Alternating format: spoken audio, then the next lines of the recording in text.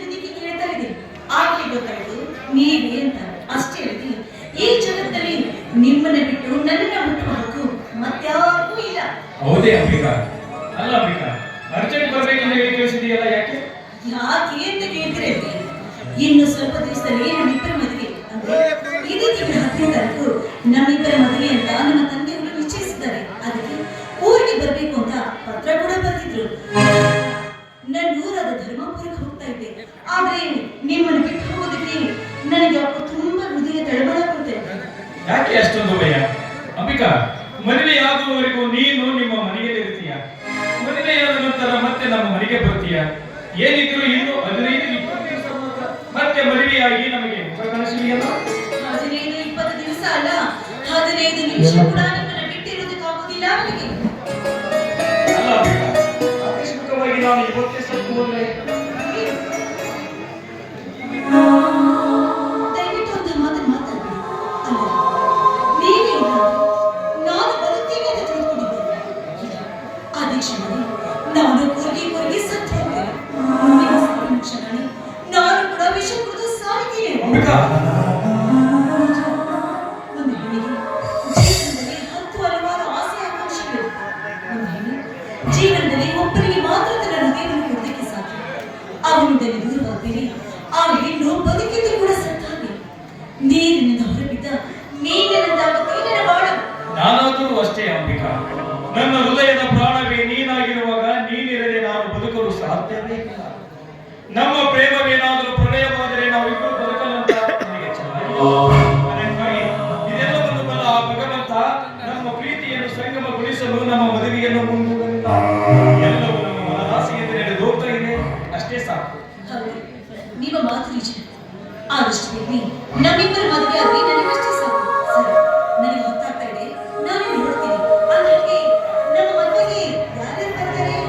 ನಾನಂತೂ ಬರಲೇಬೇಕಲ್ಲ ಅಂಬಿಕಾ. ನಮ್ಮ ಮದುವೆಗೆ ನಮ್ಮ ಸ್ನೇಹಿತರು, ಬಂಧು ಬಳಗ, ಅಪ್ಪ ಅಮ್ಮ ಎಲ್ಲರೂ ಸೇರಿ ಊರ ಬಂದಿರುವ ಚನ್ನಬಸವೇಶ್ವರ ಗುಡಿ ಹತ್ರ ಬಂದ್ಬಿಡ್ತೀವಿ. ನಿನ್ನನ್ನು ಮದುವೆ ಮುಗಿದ ತಕ್ಷಣ ಮಧುಚಂದ್ರಿಗೆ ಕರೆದುಕೊಂಡು ಹೋಗ್ಬೇಕೆಂಬ ಆಸೆ. ಹೌದಾ? ಹಾಗಾದ್ರೆ ಮಧುಚಂದ್ರಿಗೆ ಹೋಗುವ ಸ್ಥಳ ಯಾವುದು? ಅಂಬಿಕಾ, ಗೋವಾ ಅಥವಾ ಊಟಿ ಅಂತ ನಿರ್ಧಾರ ಮಾಡಿದ್ದೇನೆ. ಯಾಕೆಂದರೆ ಬಯಲು ಸೀಮೆಯ ನಿಸರ್ಗದ ವನ ರಾಶಿಯ ಸೊಬಗು, ಆ ಸೊಬಗಿನ ಸೌಂದರ್ಯದಲ್ಲಿ ಹರಿಯುವ ನದಿಯ ಜುಳುಚುಳು, ಆ ನಾದದ ಮೇಲೆ ಹರಡುವ ಸೂರ್ಯನ ಕೆಮ್ಮಣ್ಣ ಕಿರಣ, ಆ ಕೆಮ್ಮಣ್ಣ ಕಿರಣಗಳಲ್ಲಿ ಮಧುರವಾಗಿ ಕೇಳುವ ಕೋಟಿ ಎಷ್ಟೊಂದು ರಮ್ಯವಾಗಿರುವವು ಅಂಬಿಕಾ. ಆ ಸಮಯದಲ್ಲಿ ನಾವಿಬ್ಬರು ನದಿಯ ಬದಲಿಗೆ ಅಪ್ಪಿಕೊಂಡು ನಿಲ್ಲುವ ಭಾವಚಿತ್ರ ನಿಜಕ್ಕೂ ಪ್ರೇಮದ ಸಂಕೇತವಾಗಿ ಕಾಣುವುದು ಅಂಬಿಕಾ, ಪ್ರೇಮದ ಸಂಕೇತವಾಗಿ ಕಾಣುವುದು. ಆದಷ್ಟು ಬೇಗ ಈ ಮಾಸಿ ಕೈಗೊಳ್ಳಿ ಅಂತ ಅಲ್ಲ ಅಂಬಿಕಾ, ಹೋಗ್ತೀನಿ ಅಂತ ಹೇಳ್ಬಾರ್ದು, ಹೋಗ್ತೀನಿ ಅಂತ ಹೇಳ್ಬೇಕು. ಮತ್ತೆ ನೀನು ಕಾಣಿಕೆ ಕೊಡ್ಬೇಕು ನಿಮಗೆ. ನೋಡು ಅಂಬಿಕಾ, ನೀನು ಬರುವವರೆಗೂ ನಾವು ಸಮಾಧಾನವಾಗುವಂತೆ ಒಂದು ಸಿಹಿ ಮುತ್ತು ಕೊಟ್ಟು ಬೇಗ ಕೊಡು ಅಂಬಿಕಾ. ಮತ್ತೆ ಯಾರಾದರೂ ಕಲಿಕೆ